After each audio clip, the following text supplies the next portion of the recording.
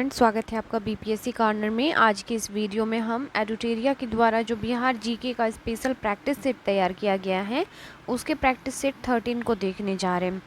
तो फ्रेंड्स, देख लेते हैं आज के इम्पोर्टेंट सवालों को और सॉल्व करते हैं। आज का जो हमारा पहला सवाल है, किस समिति ने पंचायतों में महिलाओं को आरक्षण देने की सिफारिश की थी? किस समिति ने कह रहे हैं, तो इसका राइट आंसर हो जाएगा थुंगन समिति ने जो है पंचायतों में महिलाओं को आरक्षण देने की सिफारिश की थी।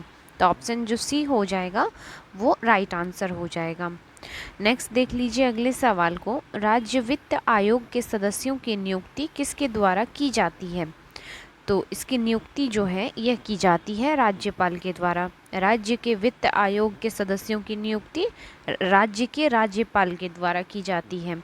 नेक्स्ट देख लेते हैं अगले सवाल को, संविधान के किस अनुच्छेद में ग्राम पंचायतों के गठन की बात की गई है? तो यह जो बात की गई है अनुच्छेद 40 में कहा गया है ग्राम पंचायतों के गठन की बात। तो ऑप्शन सी हो जाएगा हमारा राइट आंसर। नेक्स्ट देख लेते हैं हम अगले सवाल को, राज्य के महाधिवक्ता हेतु आवश्यक अर्हताएं हैं। तो ये हो जाएंगी उपयुक्त में से सभी, एक से अधिक इसका आंसर हो जाएगा। वह भारत का नागरिक हो, कम से कम 10 वर्ष तक न्यायिक पद पर धारण किया हो और किसी उच्च न्यायालय में अधिवक्ता के रूप में कार्य कर चुका हो। तो एक से अधिक इसका आंसर हो जाने पर ऑप्शन डी हो जाएगा। नेक्स्ट देख लेते हैं हम अगले सवाल को, राज्य महिला आयोग के कार्य हैं। तो इसके जो कार्य हैं, महिलाओं के अधिकारों की रक्षा करना, महिलाओं की स्थिति में सुधार हेतु कार्य, महिलाओं की सुरक्षा से संबंधित सुधार हेतु राज्य सरकार को प्रतिवेदन देना। तो ये सभी जो है महिला आयोग के कार्यों में से एक हैं। तो ऑप्शन डी हो जाएगा इसका आंसर। नेक्स्ट देख लेते हैं हम अगले सवाल को, नगर निकायों के सदस्यों का कार्यकाल होता है। तो कितना होता है? तो नगर निकायों के सदस्यों का कार्यकाल 5 वर्षों का होता है। तो ऑप्शन बी हो जाएगा इसका आंसर। नेक्स्ट देख लीजिए, बिहार में प्रमंडल तथा अनुमंडल की संख्या क्रमशः है। आप बिहार का एग्ज़ाम देने जा रहे हैं तो आपको अवश्य पता होना चाहिए, बिहार में जो है कुल 9 प्रमंडल तथा 101 प्रमंडल हैं। तो ऑप्शन जो हमारा बी हो जाएगा। नेक्स्ट देख लेते हैं हम अगले सवाल को, विधानसभा का विशेष सत्र बुलाने की शक्ति किस में निहित है? तो ये हो जाएंगे राज्यपाल को यह विशेष सत्र बुलाने की शक्ति प्राप्त होता है। अगले सवाल को देख लेते हैं। अगला सवाल है हमारा, संवैधानिक प्रावधानों के अनुसार विधान परिषद में सदस्यों की न्यूनतम संख्या कितना होना अनिवार्य है? तो इसका राइट आंसर हो जाएगा 40। नेक्स्ट देख लेते हैं हम अगले सवाल को, बिहार में धारवाड़ क्रम की चट्टानें पाई जाती हैं। तो यह चट्टानें दक्षिण पूर्व में पाई जाती है। याद रखिएगा फ्रेंड्स, कई बार एग्जाम में पूछता है ये क्वेश्चन कि धारवाड़ क्रम की चट्टानें कहाँ पाई जाती हैं। तो याद रखिएगा बिहार के मैप को दक्षिण पूर्व की ओर पाई जाती हैं। देख लेते हैं हम अगले सवाल को, निम्नलिखित में कौन सी नदी गंगा में उत्तर दिशा से नहीं मिलती है? नदियों को अगर आप गौर से देखेंगे तो इसका जो राइट आंसर हो जाएगा, कर्मनाशा नदी जो है उत्तर दिशा से नहीं मिलती है। तो ऑप्शन जो हो जाएगा इसका सी हो जाएगा। नेक्स्ट देख लेते हैं हम अगले सवाल को। अगला सवाल है हमारा, फल्गु नदी का उद्गम स्थल है। तो इसका उद्गम स्थल छोटा नागपुर का पठार हो जाएगा। तो ऑप्शन बी हो जाएगा इसका आंसर। नेक्स्ट देख लेते हैं हम अगले सवाल को, निम्नलिखित में कौन सा जलकुंड बिहार का सबसे गर्म जलकुंडों में से एक है? तो यह जो हो जाएगा आपका ब्रह्मकुंड बिहार का सबसे अत्यधिक गर्म जलकुंड है। तो ऑप्शन सी हो जाएगा इसका राइट आंसर। नेक्स्ट देख लेते हैं हम अगले सवाल को, बिहार राज्य आपदा प्रबंधन प्राधिकरण की स्थापना किस वर्ष की गई? तो इसकी स्थापना जो है 2007 को की गई है। नेक्स्ट है, बिहार में कितने भूकंपीय क्षेत्र पाए जाते हैं? तो बिहार में जो कुल 3 भूकंपीय क्षेत्र पाए जाते हैं। ऑप्शन सी हो जाएगा इसका आंसर। नेक्स्ट देख लेते हैं, विक्रमशिला गंगे डॉल्फिन अभयारण्य कहाँ स्थित है? तो यह अवस्थित है आपके भागलपुर में। अगला सवाल है, बिहार में किसानों की आय को बढ़ाने तथा कृषि समग्र के विकास हेतु प्रथम कृषि मैप 1 का शुभारंभ कब किया गया? तो इसका शुभारंभ जो है 2008 में किया गया। तो ऑप्शन ए हो जाएगा इसका आंसर। नेक्स्ट देख लेते हैं अगले सवाल को। बिहार का एकमात्र जिला कौन सा है जहां ईरी रेशम का उत्पादन होता है? तो यह जो हो जाएगा ऑप्शन बी बेगूसराय हो जाएगा, जहां ईरी रेशम का उत्पादन होता है। वहीं भागलपुर को हम सिल्क सिटी के नाम से जानते हैं, तो यह भी आप याद रखिएगा। अगला सवाल है, बिहार का पहला अंग्रेजी दैनिक समाचार पत्र कौन सा है?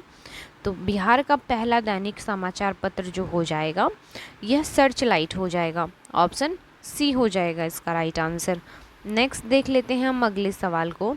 महान स्वतंत्रता सेनानी जयप्रकाश नारायण को किस वर्ष भारत के सर्वोच्च नागरिक सम्मान भारत रत्न से सम्मानित किया गया? तो यह सम्मानित किए गए थे सन 1998 ईस्वी को। तो ऑप्शन सी इसका राइट आंसर हो जाएगा।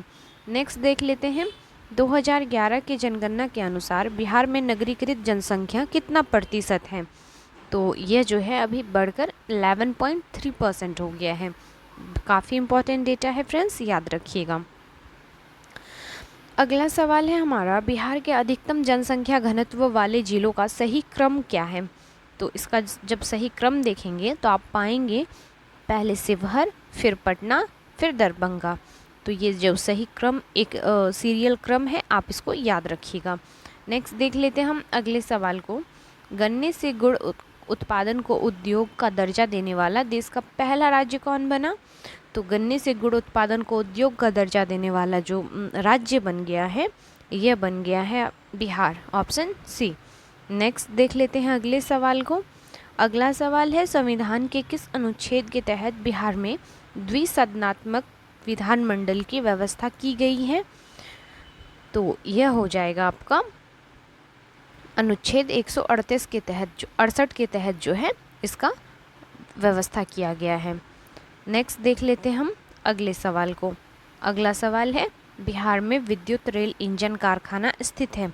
तो यह अवस्थित है आपके मधेपुरा में। याद रखिएगा फ्रेंड्स, कई बार यह क्वेश्चन बीपीएससी पीटी परीक्षा में पूछा है, बिहार में विद्युत रेल इंजन कारखाना, तो याद रखिएगा। नेक्स्ट देख लेते हैं, 1857 के समय पटना का कमिश्नर कौन था? तो इस विद्रोह के समय जो पटना के कमिश्नर थे विलियम टेलर थे। और एक सवाल आता है, 1857 के विद्रोह का नेतृत्व किसके द्वारा किया गया था बिहार में? तो वीर कुंवर सिंह के द्वारा किया गया था। नेक्स्ट देख लेते हैं अगले सवाल को। पटना में लगान परिषद का गठन कब किया गया?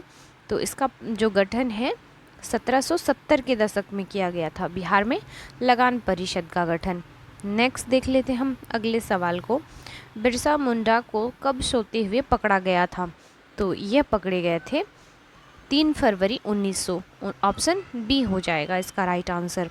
और बिरसा मुंडा जो थे मुंडा विद्रोह से संबंधित थे, तो यह भी नाम आपको याद रखना है। देख लेते हैं हम अगले सवाल को। 1908 में बिहार प्रादेशिक सम्मेलन में पृथक बिहार प्रांत के गठन का प्रस्ताव किसने रखा था? तो यह प्रस्ताव रखा गया था मोहम्मद फखरुद्दीन के द्वारा। तो ऑप्शन सी हो जाएगा इसका आंसर। नेक्स्ट है, बिहार में प्रथम बालिका विद्यालय की स्थापना किसने की थी? तो प्रथम बालिका विद्यालय की स्थापना बिहार में की गई थी श्रीमती अधोर कामनी के देवी के द्वारा। तो ऑप्शन ए हो जाएगा इसका आंसर। नेक्स्ट है, बिहार के उस क्रांतिकारी का नाम बताइए जिसने सितंबर 1928 के हिंदुस्तान सोशलिस्ट रिपब्लिकन आर्मी के बैठक में हिस्सा लिया था। तो इसका राइट आंसर हो जाएगा आपका फणींद्रनाथ घोष ने लिया था। अगला सवाल है, पटना का अंतिम वहाबी नेता कौन था? तो ये थे आपके अहमदुल्ला, पटना का अंतिम वहाबी नेता थे। अगला सवाल है हमारा, नमक सत्याग्रह के समय श्री कृष्ण सिंह को कहाँ से गिरफ्तार किया गया था? तो यह जो नमक सत्याग्रह के दौरान श्री कृष्ण की गिरफ्तारी हुई थी, यह हुई थी आपके बेगूसराय से। तो ऑप्शन जो बी हो जाएगा इसका राइट आंसर हो जाएगा। देख लीजिए अगले सवाल को। पटना में अखिल भारतीय महिला सम्मेलन का आयोजन कब किया गया? तो इसका आयोजन किया गया था 1929 ईस्वी को। नेक्स्ट है असहयोग आंदोलन के दौरान प्रिंस ऑफ वेल्स का पटना आगमन कब हुआ था? तो इसका जो पटना आगमन हुआ था 22 दिसंबर 1921 को किया गया था। नेक्स्ट सवाल है बिहार प्रांतीय प्रोविंशियल किसान सभा के प्रथम अध्यक्ष कौन थे? तो यह थे आपके स्वामी सहजानंद सरस्वती। तो ऑप्शन सी हो जाएगा इसका राइट आंसर। नेक्स्ट देख लेते हैं हम अगले सवाल को। बिहार में पहला कांग्रेसी मंत्रिमंडल का गठन कब हुआ? बिहार में पहला कांग्रेसी मंत्रिमंडल पूछ रहा है, तो इसका राइट आंसर हो जाएगा 20 जुलाई 1937 को। अगले सवाल को देख लेते हैं। जयप्रकाश नारायण किस आंदोलन से संबंधित थे? तो जयप्रकाश नारायण थे यह संबंध रखते थे भारत छोड़ो आंदोलन से। तो ऑप्शन बी हो जाएगा इसका राइट आंसर। नेक्स्ट है किस सिख गुरु ने सर्वप्रथम बिहार का भ्रमण किया था? तो ये हो जाएगा गुरु नानक देव ने सर्वप्रथम बिहार का भ्रमण किया था। तो ऑप्शन बी हो जाएगा इसका आंसर। नेक्स्ट है नालंदा विश्वविद्यालय में किस विदेशी यात्री ने अध्ययन नहीं किया? तो जो नहीं किए थे इसमें इसका अध्ययन ये थे इब्न बतूता। ऑप्शन सी हो जाएगा इसका राइट आंसर। नेक्स्ट देख लेते हैं बिहार का शासक मलिक इब्राहिम या मलिक बयां किस वंश से संबंधित था? तो यह संबंध रखते थे तुगलक वंश से। नेक्स्ट देख लेते हैं मगध के किस प्रवर्ती गुप्त शासक ने अश्वमेघ यज्ञ का आयोजन किया था? तो यह किया गया था आदित्य सेन के द्वारा। तो ऑप्शन ए हो जाएगा इसका आंसर। नेक्स्ट है प्रयाग प्रशस्ति के किस सम्राट के विजय अभियानों की चर्चा की गई? तो यह की गई है समुद्रगुप्त की। तो ऑप्शन ए हो जाएगा इसका राइट आंसर। सवाल है किस शासक ने वैशाली के लिच्छवी राजकुमारी कुमारी देवी से विवाह किया था? तो यह विवाह किया गया था चंद्रगुप्त प्रथम ने। तो ऑप्शन सी हो जाएगा।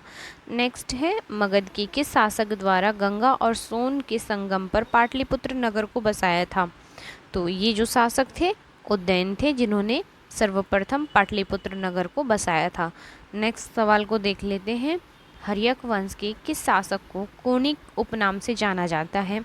तो यह जाने जाते हैं अजातशत्रु। ऑप्शन ए हो जाएगा इसका आंसर। नेक्स्ट है बिहार से प्राप्त होने वाले अशोक के स्तंभ लेख नहीं है, जो नहीं है वह आपको बताना है। बिहार से जो प्राप्त नहीं हुआ है यह हो जाएगा रुक्मिणीदेवी स्तंभ लेख। तो ऑप्शन सी हो जाएगा। वहीं लौरिया अरेराज, लौरिया नंदनगन, रामपुरवा ये तीनों ही बिहार में अवस्थित हैं। अगले सवाल को देख लेते हैं। अगला सवाल है मगध की किस शासक को बौद्ध ग्रंथों में उग्रसेन अर्थात प्रचंड सेना का स्वामी कहा गया? तो यह कहा गया था महापद्मानंद को। ऑप्शन बी हो जाएगा इसका आंसर। नेक्स्ट है पटना में स्थित गोलघर का निर्माण किस गवर्नर जनरल के काल में हुआ था? तो यह जो हुआ था निर्माण लॉर्ड कॉर्नवालिस के कार्यकाल में हुआ था। तो ऑप्शन सी हो जाएगा इसका आंसर। नेक्स्ट सवाल है तिरहुत के वैनवार वंश किस शासक के छत्र छाया में प्रसिद्ध कवि विद्यापति ने अपने काव्य की रचना की? तो यह की गई थी शिव सिंह के काल में। तो ऑप्शन बी हो जाएगा इसका राइट आंसर। फ्रेंड्स वीडियो कैसा लगा प्लीज़ कमेंट करके बताएं। मिलते हैं इसके 14 पार्ट में, तब तक के लिए थैंक यू।